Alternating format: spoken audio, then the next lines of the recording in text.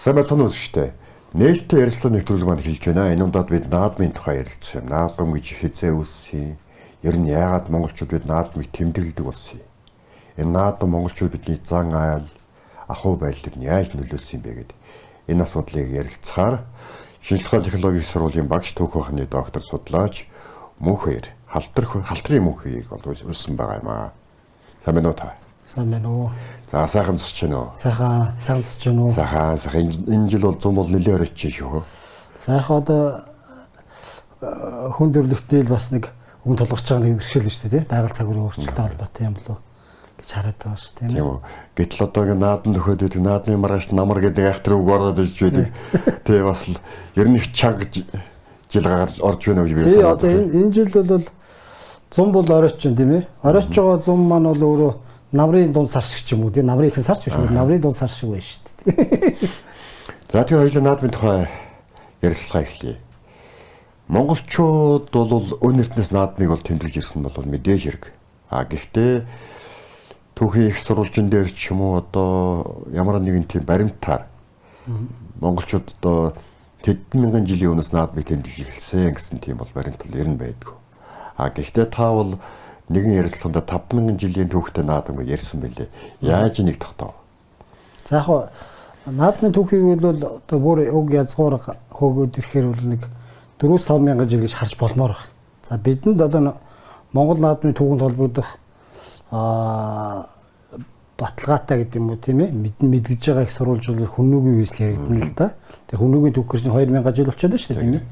Дахиад 2000 жилийн түүх урагшилж хэлсэн байх гэдэг шүү дээ.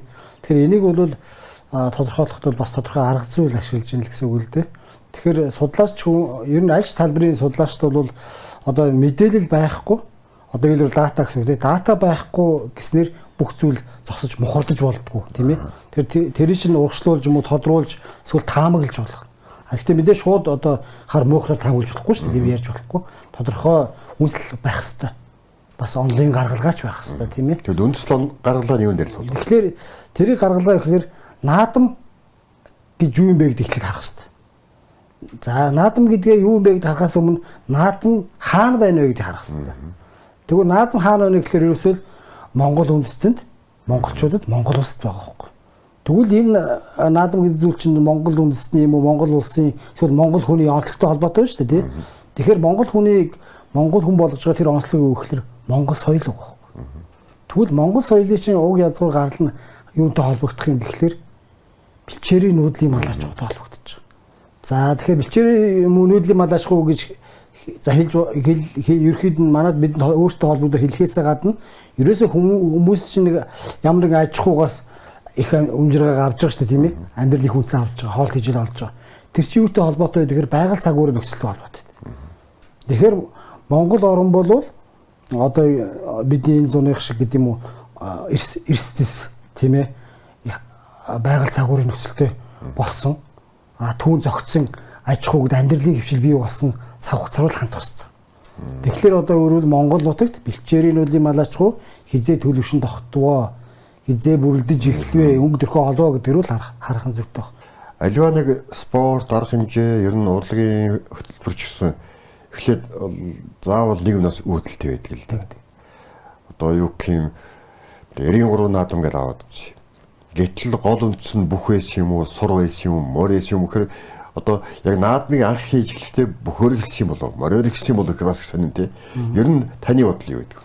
За хүмүүс бол одоо малыг гэдэг юм уу гаршуулсан бал гаршуулсан явдал бүр хожууд холбогдож байгаа. Хүн хэдий тийм боловч хүмүүс хоорондоо нийгэм болоод цуг амьдраад явж байсан цаг хугацаа бол хэдэн зуун мянган жил биш тийм. Монгол дотор бол одоо 800 мянган жилийн эртнээс хүний дээд өвгөөсөн тухай ярьж байгаа. 40 мянган жилийн өмнө орчин үеийн хүмүүс бий болсон тухай ярьж байгаа. Тэгэд энэ хүний чинь нэг онцлог шүү дээ. Сүргээрээ буй нийгмээр амьдарч байна. Нийгмээр амьдарч байгаа учраас энэ дунд баяр цэнгэлийн зорилготойгоор эсвэргүүл одоо тэмцэл тулааны дасгалын хэлбэртэйгэр ч гэдэг юм уу тийм ээ ноцолж барилдах юм тэр бас л амьд үйлдэлтэй холбоотой тэр хамгийн ихний хөлөв өсөө бүх барилдах ноцолдох юм. Ерөөс хамгийн ихнийх нь. Дараа нь бол нөгөө нуус өмсөж шүү дээ тийм ээ.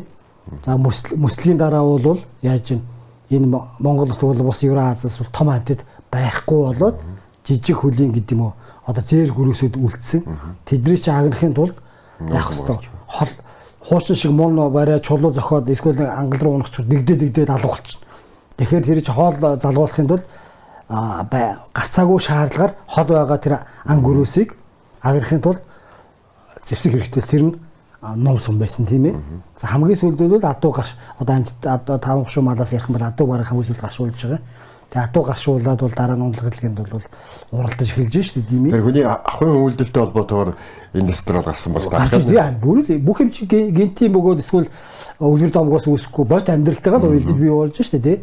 Энэ дараагаар үүсэж байгаа. Гэхдээ эдгээр маань цогцолоод наадам болсон бол хажуу үе тийм ээ. За тэгвэл одоо үүс хөгжих талаар ярив. Та 4 үе шатыг давсан гэж байна. Тэгэхээр одоо онцгийнх нь хувьд ингэж хуваарлж байна уу эсвэл өөрчлөлтөх нь хувьд ингэж хуваарлж байна уу? Монгол наадам бол аж ахуйн хэв шинжтэй баяр цэнгэл байсан. Сая бидний ярьдаг тийм ээ. Нөгөө өөрчлөлттэй бол яалаа сайхан уяалаа аваагаа дахиад ингэж байгаа нэг үе. Энэ бол хүнийг гүрэн хүртэх үе юм. Эртнээс одоо тэр 4-5 мянган жилээс эхлээд хүнийг үе. За хүнийг үе 2000 жилийн өмнөөс эхлээд 1700 он хүртэл төрийн баяр наадам үе. Яагаад гэж хэлж байгаа вэ? Нөгөө баяр цэнгэлийг чинь төр өөрөө зохион байгуулад түүгээрээ засаглалаа хэрэгж одоо ард түмэнд хүргээд засаг бодлого хүргээд мөн түгээр дамжуулж ард түмнийг нэгтгэхэд ингэж байгаа нэг үе байна. За тэгж ангууд дараа нь даншиг наадмын түүх үе бид бүгд мэднэ. Ерхий таймер хэлж байгаа шүү. Хамгийн бидний мэдвэ штэ. Одоо ил мэдхээр энэ бол одоо шашны баяр наадам үе гэж хэлэх юм уу таймер. Гэхдээ шашны гэхээсээ энэ бол хэлбэр шийдтэй. Гол агуулга нь бол бас өөр юм байгаа. За энэ бол 1700 оноос эхэлж байгаа. За тэгээд бидний ойлгож байгаа даншиг наадам бол төсөөлөлт даншиг бол эн чинь одоо 1700-д анхных нь болсон байна шүү дээ. Гэхдээ өөрийн өнгө төрхөө бидний төсөөлөлт хэлбэрээ олтол нэг 100 жил тулсан юм билээ. 1800-ад оны эхнээс хэлбэршсэн. Энэ бол нөгөө цаг хугацааны үед тогтсон соёлын нэг хэвшин тогтох үзэл үйл явцтай холбоотой нөгөө түүхэн үйлдэл бодолтой холбоотой нөгөө халахын гэдэг юм уу манжи иршээлд байгаа халахын нөхцөл байдал тодорхойгүй байлаа шүү дээ. 100 гарын байлдаа одоо өвчнөө улсын асуудал байлаа. Дараа нь халах өөрөө байраа нөх сууд болох бас боо юм болсон. Энтэй холбоотойгоор ингэж байгаа. За тэгээд 1912 он хүрээд ингээд зогсож байгаа. За тэгээд 1912 оноос эхлээд өнөөдрийг хүртэл за 1911 он руу ухраач 12 10 давхсуулаад 11 оноос гэж үзчихье. Өнөөдрийг хүртэх үеэр бол үндэсний их баяр наадмын түүх үе. Бид яг энэ 4-р үед амьдарч байна. Ийм 4 үе тулж. За үндэсний их баяр наадмын түүхэн үеийн онцлог юу юм бэ? Гэд бид бас ойлгох. Одоо бог таны үед хийж байсан одоо наадам бол даншиг наадам хүрээс халиад одоо шашныхаа тэр агуулгаас жоохон татгалзаад эхэлсэн болж таарах гэдэг надад янз нь. За би нэг эргээд тодруулчих дээ. Би ямар ч 4 үеийг ойлгочлоо шүү дээ. Эхнийх нь аж ахуй хэвшилтэй үе байсан байна. Аль эртнээс эхлүүлээд тэр хүнийг үе өссөн. Хүнийгээс 1700 хүртэл төрийн баяр наадам үе байсан байна. Дараа нь бол одоо 1700-аас 1911 12 хүртэл шашны баяр наадам, дараа нь үсийг баяр наадам гэх 4 үе байгаа юм байна тийм ээ. Тэгвэл яагаад Богд хаан тэгээд Богд байсан үе 11 хаан болж байгаа шүү дээ. Богд хаан энэ даншиг наадмыг цааш нь үргэлжлүүлсэнгүй ээ. Эсвэл өөр хэлбэрт оруулах гэдэг яриа асуудал гараад байна шүү дээ тийм ээ. Тэгэхээр энэ дээр бол одоо судлаачийн хувьд бол бас нэлээд толгойчлсан. Нэг шөнө нойрон дундаа тийм ээ зүүлсэн гэж үл хэлж чадахгүй. Тархил амрахгүй байсан гэсэн үг тийм. Гаргалаг нь олсон байхгүй. Юу байсан гэхэлэр даншиг наадмын цаг хугацааг ойлоо бүгд эргээд ухраа тийм ээ. Монголын түүхэн ямар үед даншиг наадам байсан бэ? 1700-аас 1911 гэж. Манжи иршил байх үед. Яг зөв. Тэгвэл манжи иршил бидэнд юу байгаагүй вэ? Ирчлөө байгаагүй. Иршлөөг тусгаар тогтол байгаагүй. Яг зөв. Бидаас нь төр тусгаар тогтол бидаас нь төр байгаагүй. Тусгаар төр байгаагүй. Тэгэхээр даншиг наадам чинь энэ үед монголчуудын төргүү байх үед төрийн төр төстэй институт гэдэг юм уу төр бүхий хэв шинжийг хангаж хийчихье. Яа мөхөр судлаач юу яриад байгаа юм наадмаа хийж байгаа яхаараа тэр даншиг наадам төр болчихсон ингэж хэлж магадгүй л дээ манай үзэгчдүүд бол. Тэгэхээр даншиг наадам дээр наадмаар 4 том одоо арга хэмжээ гэдэг юм уу том агуулга багтжиж хөтөлбөр гэж хэлэх агуулга гэж хэлье. За нэгдүгээр бол бидний мэдж байгаа наадам болно. Тийм ээ? Ойлгомжтой юм.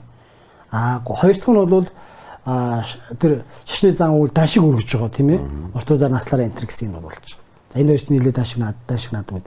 Тэнгүүд 3 дахь нэг том юм бол ноёдын чуулган болт.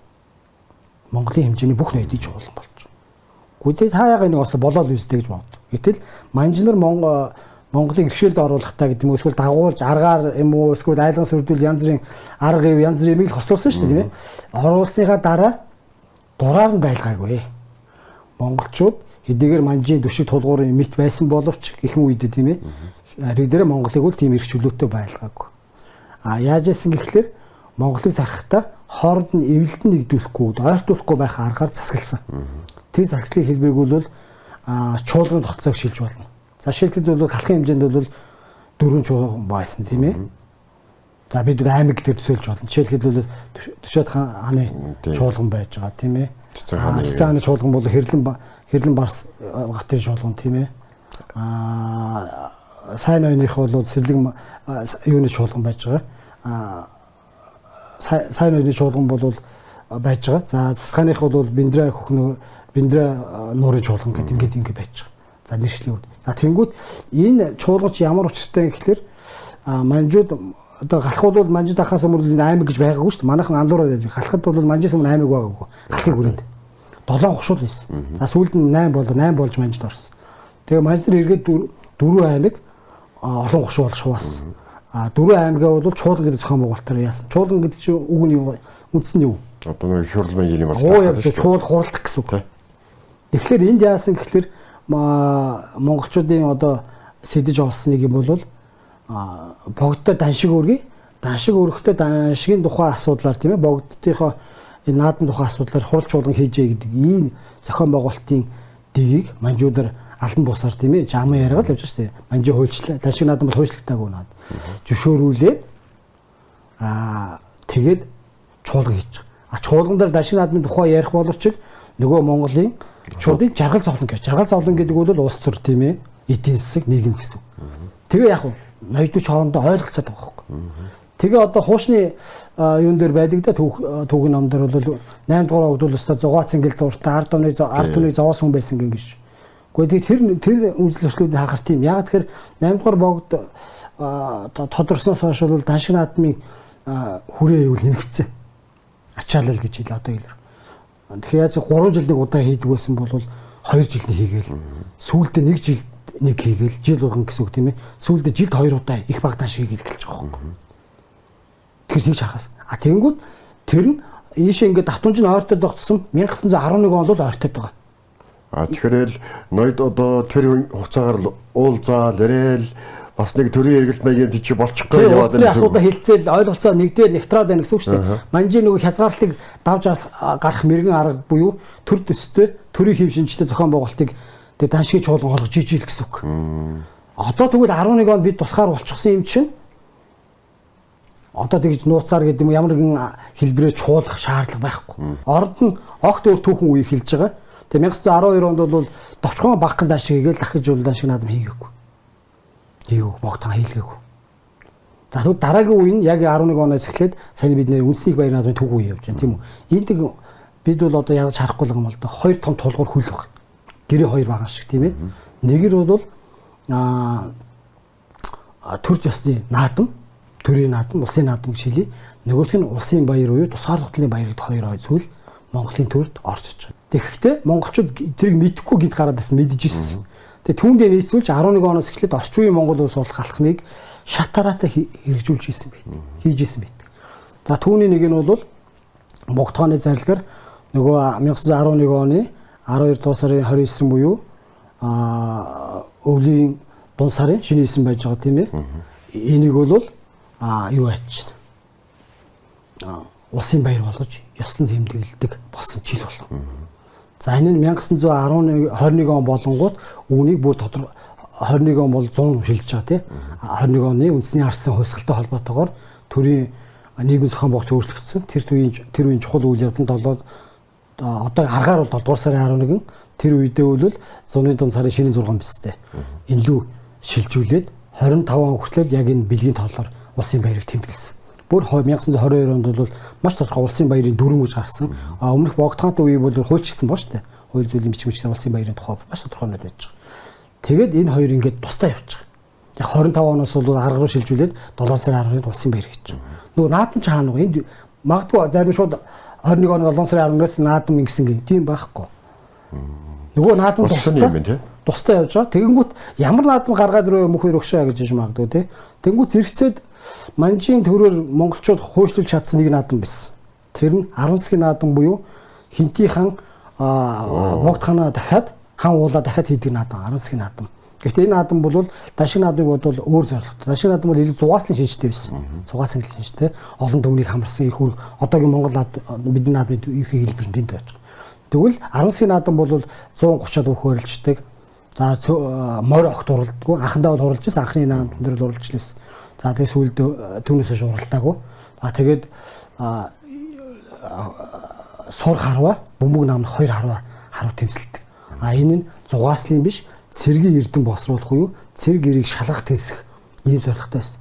Манжууд яагаад монголчуудыг одоо хуучны хэлээр үл харах бүдүүлэг байлгасан тухай яриад байсан өөр та хэллээ. Иймэрхүү тусгаарлагдвал байлгасан гэхлээр өөртөө ашиг сонирхлын үүднээс. Манж нар хэцүү байдалд орох үед ард нь дайнч тулаанч нэг ард түмэн бат ард тал нь болоод байж ах хэвээр. Гэсэн бэлдээд лээсэн байж тээ. Тэд нар дайнч тулаанч байдлыг хадгалж явах хэвээр. Тэрнийг шалгуур үзүүлэлт нь тэр 10 засгийн наадам байсан. Тэн дээр цэргийн ирчүүд юу яадаг, харавдаг, намандаг, бөмбөг намдаг, тэгээ барилддаг. Энэ бол жирийн иргэн хүний наадам биш, цэргийн наадам байсан. Цэргийн наадам шүү, чинь цэргийн наадам шүү. Ардын засгийн мандсын дараа бол 22 онд бол цэргийн яамны санаачлагаар ардын засгийн газрын шийдвэр бол цэргийн наадам гэдгийг л эхлүүлсэн. Гэхдээ тэр нь огт одоо цоо шинээр бий болсон биш, даншиг наадмын өнгөө хургасан хэлбэр байсан. Яг л тэр нэг 10 жил шүү дээ, 12-оос 22. Энэ 10 жил бол огт том өргөн наадам байгааг хурдан бор уралтаагүй. Тэгэхээр ард түмэн чинь цаана нэг мөхөрлөлтөө эсрэг. Одоо нөгөө 10 засгийн наадам дээр цөөн тооны бүхэл барилж шүү дээ, 130 эд бүхэн барилдал ингэ явж байгаа. 10 жил ингэ явчихсан. Тэнгүүт нөгөө ард түмэн чи яг монголчууд яг нөгөө өргөн том наадмаас ингэ сайн цаг ирж байгаа учраас тэр нь бас одоо ингэ нэгэд тэгээд даншиг наадмын ерхий хийв шинжийг аваад цэргийн наадам нэрээ өргөн том наадмыг үргэлжлүүлж явж байгаа. За тэнгүүт эн чин 22-оос 24 он хүртэл 22, 23, 24 ингээ 3 жил бол орчин үеийн цэргийн наадам, уламж цэргийн наадам болох 10 засгийн наадам 2 зэрэгцээ явчихж байгаа. Зөө. Тэгээд 25 онд анх дахь үндсүүд баталсны дараа нь хуралдсан улсын баг хурлаас бол 2 наадам байгаа тухай хэлэлцээд мөн одоо аргын тоол хэрэгжилж байгаатай холбоотойгоор хамгийн ихний шийдвэр бол улсын баярыг бол жил болгоны 7 дугаар сарын 11-нд тэмдэглэж байя гэдэг шийдвэр гарсан. Аргаар шилжүүл тооцсон. Нэгдүгээр улсын наадам болоод улсын баяр, тийм ээ, төр засны тусгаарлалтын баяр хоёр нь тусдаа байсан үе. Биеэс хамааралгүй. Энэ бол 1911-ээс 1930 он. Хоёрдугаар үе энэ хоёрыг хамтруулан тэмдэглэсэн үе. 1931-ээс 1954 он. Гуравдугаар үе нь болохоор энэ хоёрыг нэгтгэн тэмдэглэсэн үе. 1955 оноос хойш өнөөдөр хүртэл бидний нэг 2 өдрийн наадам чинь энэ баггүй. За тэгээд энэ наадам дээр нэг улсын баяр болоод улсын наадмыг хооронд хольс хүлээд бид бол ялгаж харахгүй ч байгаа байхгүй. Нэг юм шиг хараад. Гэхдээ сая ангаас одоо миний хэлсэн анзаарах юм бол өнөөдрийн улсын үнсэх баяр наадмын үдээс өмнө нээлтийн хэсэг шүү дээ тийм. Тэр чинь улсын баяр байхгүй. Наадам бол нөгөө нэг өдөр улсын баяр болоод 7-8 өдөр нааддаг бас энийг өөрчилсөн л дөө.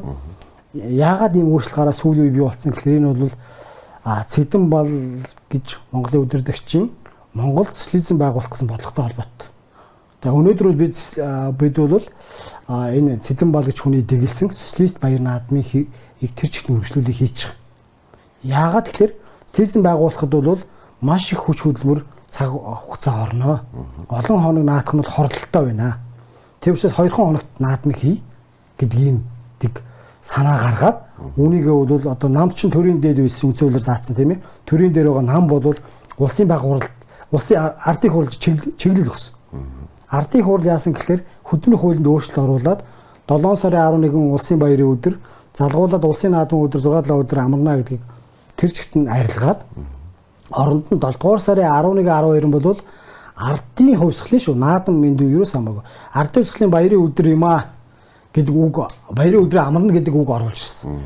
За ийм байгаа. За бид бол яг энэ юмар явж байгаа. Тэнгүүт энд ямар том юу гарч ирсэн гэхээр нөгөө олон мянган жил уламжлалт ирсэн Монгол наадмын мөн чанар яг энэ үсгэл гажуудж эхэлж байгаа. Яагаад тэгэхээр энд юу болоод өнгөрч вэ гэхээр ардын хувьсгалын баяр болгож буюу үл сурталын баяр шүү дээ, намын баяр тийм ээ.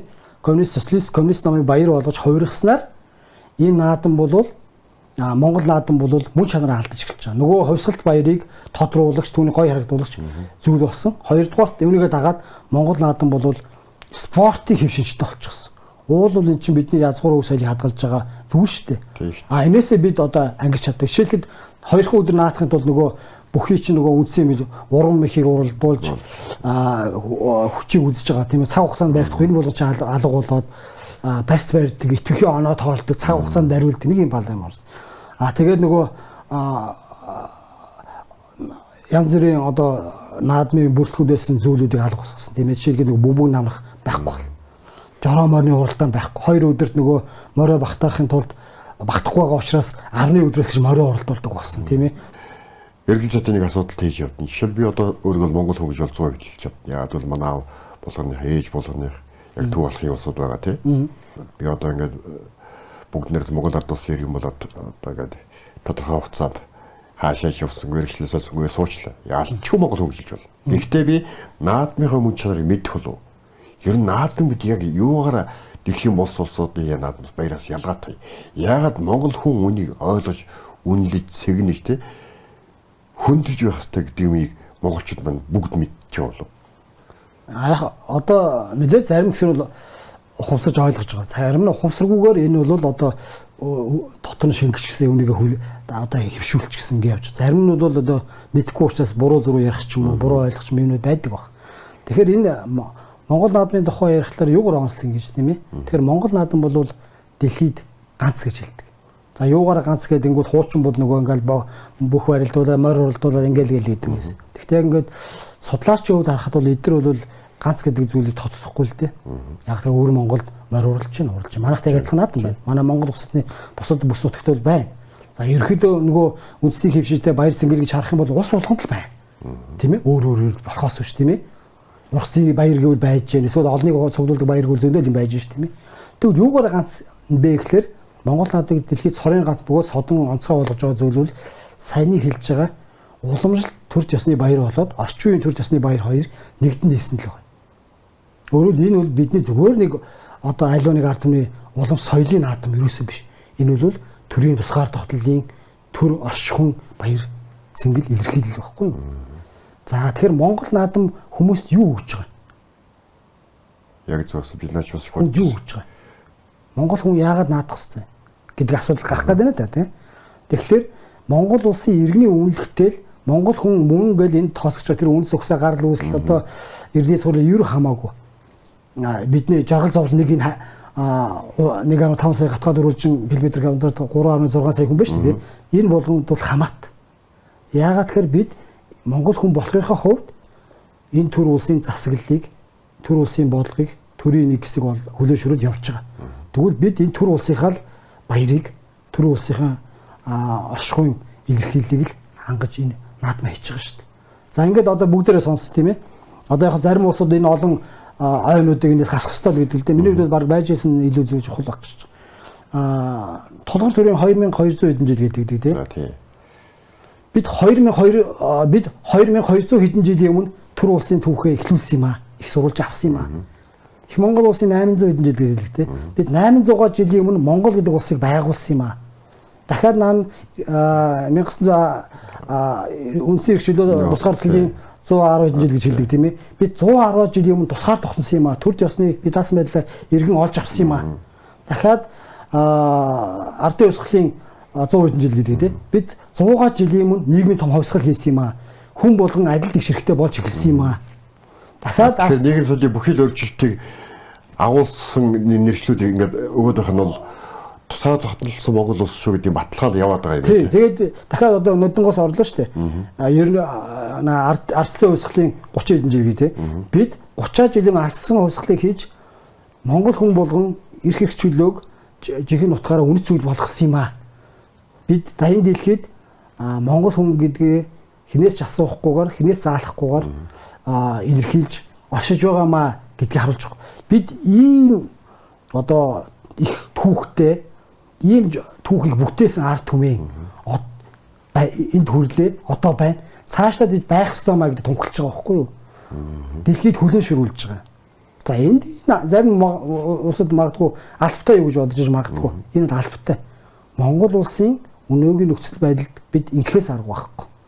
За би одоо цаг байгууллагын үндсэн хуулиар шээ авчих. Герман, Монгол, Орос холбооны улсын үндсэн хуулийн ширээ. Германы үндсэн хууль бол нэгдүгээр бүлэг нь хүний эрх чөлөө гэдэг бүлэг үүдэг. Хүний эрхийн тухай бүлэг үүдэг. Тэгээ энэ зүгээр сансгүй хийхгүй шүү дээ. Нэгдүгээр тавьж эренбилж байгаа юм чухал байна. Тэгвэл Герман гэдэг үндсэн бол өөрийн түүхэнд зам өртөө түүхэндээ хүний эрхийг гойж зөрчсөн эмгэл түүхийг хийлээ шүү дээ. Давж гарсан тийм. Тэрнээс сургамж аваад хүний эрхийг хамгаалах нь чухал юм байна гэдгийг үзээд нэгдүгээр бүлэг хүний эрхийг хичээж. Хүний эрхийн тухай зүйлийг. Манайх бол хоёрдугаар бүлэг дээр явж байгаа. За тэгвэл Орос улбаны улсын үндсэн хуулийг харахаар тэнд нэгдүгээр бүлэг дээр юу гэхээр үндсэн хуулийн зохион байгуулалтын тухай асуудлыг аваад үзсэн. Оролцсон. Тэгэхээр тэр улс бол одоогийн Оросын холбооны улсын үнэт зүйлийн үүднээс тэнд бол санаа зовхон байхгүй.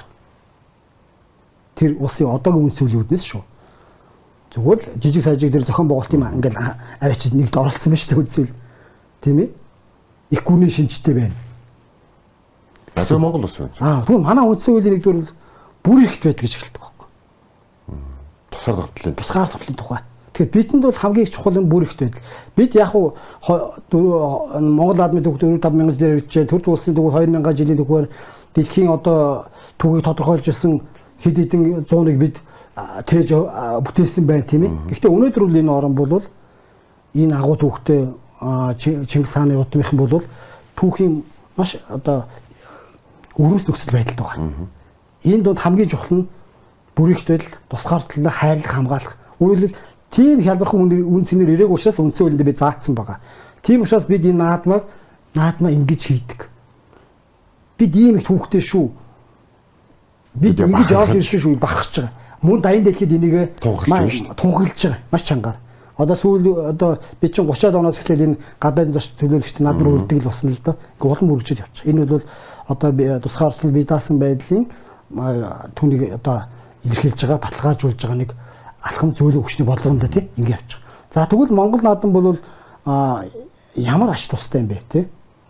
Ингээд цааш нь яриа. Энэ гурван зүйл байна. За нэгдүгürt бол тусгаар тогтнолын илэрхийлэл баталгаа болж шүү дээ тийм ээ.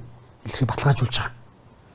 Хоёрдугаарт Монгол наадмаар монголчууд өв соёлоо үнэт зүйлээ уламжлуулж байгаа. Монгол тийм ээ. Энэ наадмаар ч монголчуудын хамгийн одоо сайн сайхан гэсэн болгоно л дээжилж байгаа, огт дээж гаргадаг шүү дээ. Уг нь бол за гуравдугаар бол энэ наадмаараа монголчууд бүх цагийнхын турш наадмаараа дамжиж монголчууд нэгдэж байгаа. Монгол хүн болж байгаа.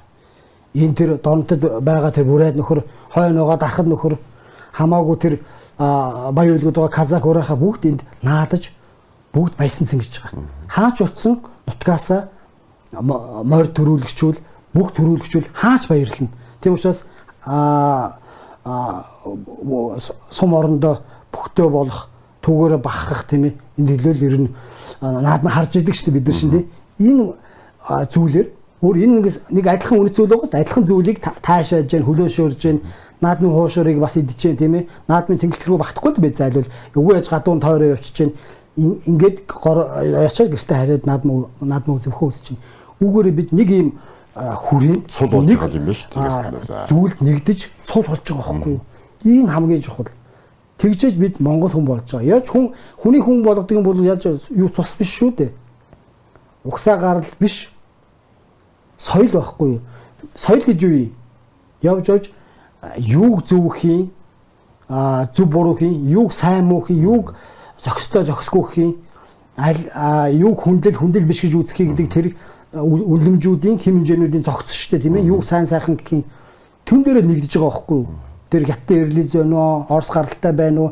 киргиз гаралтай байна уу тэр казак юу самаагүй үүн дээр л явж тэгээд энэ дээр энэ жаргал цогцолт нэг байж идэг тийм ээ энэ чинь хүмүүсийг нэгтгэдэг болохоос биш тэр Монгол гаралтай гэдгээ шууд нэгтгэхгүй л дээ одоо манай үзэгчд санаж байгаа бол нодон бэл урд мөлөө наадмаар Герман гэр бүл ирсэн байсан. Монголоос үргэлж 2 хүүхэд үргэлж авсан юм 2 хүү дагуулад ирсэн. Тэндээс асуугаад ажилласан. Тэгээд энэ Монгол наадам ямар байна? Монголчууд ямар санагдав гэсэн чинь тэр хүүхдийг монголоор ярьж чадахгүй тийм ээ Германаар ярьж байгаа. нэг сонин сод юм байна л гэдэг ингээд хүний те хөндий ирж. Тэгэхээр явж хүнийг хүн болгож байгаа юм бол соёл л. Тэр хүүхдүүд энэ Монгол ахуйд байсан бол наадмын тухай ямар гоё юм ярьж ямар сайхан мэдрэмж хуваалцав те тэр хүмүүсийн үдэл нэг тийм сонин содон зүйл болол өнгөрч. Баярлалаа танд наадмын тухай өнөхөр сонирхолтой сайхан төв. Ялангуяа наадмын үүсэл гарлын төв бол өнөхөр сонирхолтой байлаа. Тэгээд ерөнхийдөө бол 5000 жилийн түүхтэй наадам гэдэг маань өнөөдөр бол Монгол хүн бүрийн бахарх ёстой зүйл юм байгаамаа гэдгийг дөнгөж сайхан доктор судлаач мөнх баяр бол хэллээ. Үүнийг бас дахин хэлье. Бид нэр одоо эрт үеэс эхлэн аливаа нэг арга хэмжээнд ч одоо маш гоё цэвэрхэн уцлаад хүлэмжээрнийх сайныг унаад морёбор хамаагүй ядаг дээд сайхан имэйл хазаар ташвараар чимээд явдаг гэсэн те. Тэгж очдог байсан. Энэ жилийн наадам бол бүр заавал тэгж очих ёстой наадам. Яагаад тэгэхээр Монгол улс маань анх удаага дэлхийн морины өдрийг бол тэмдэглэж байгаа. Үүнд Арднагад Мортон Жаксон гэж байна хамгийн анхны мэдээгээр бол гэх мэтлэн тиймээс та бүхэн наадмаа өндлөн сайхан наадараа. Тэгээд дэлхийн даяар энэ наадмыг харж явах бол тиймээс бүгдрийг сайхан зэгтээ сайхан уцлаад Монгол ахуйгаан харуулад сайхан наадцгаая гэж та бүхэнд уриалъя. Өөр манай нэвтрүүлэг өндөрлөж байна. Нэвтрүүлгийн зочноор шинжлэх ухааны технологийн сургуулийн багш Төв ухааны доктор судлаач Халдрын мөнх баяр оролцлоо. Танд баярлалаа. За баярлалаа. За та бүхэн мөн сайхан надаарай. За баяртай үзэгчдээ дараагийн нэвтрүүлгээ дахин уулзлаа. Түр баяртай.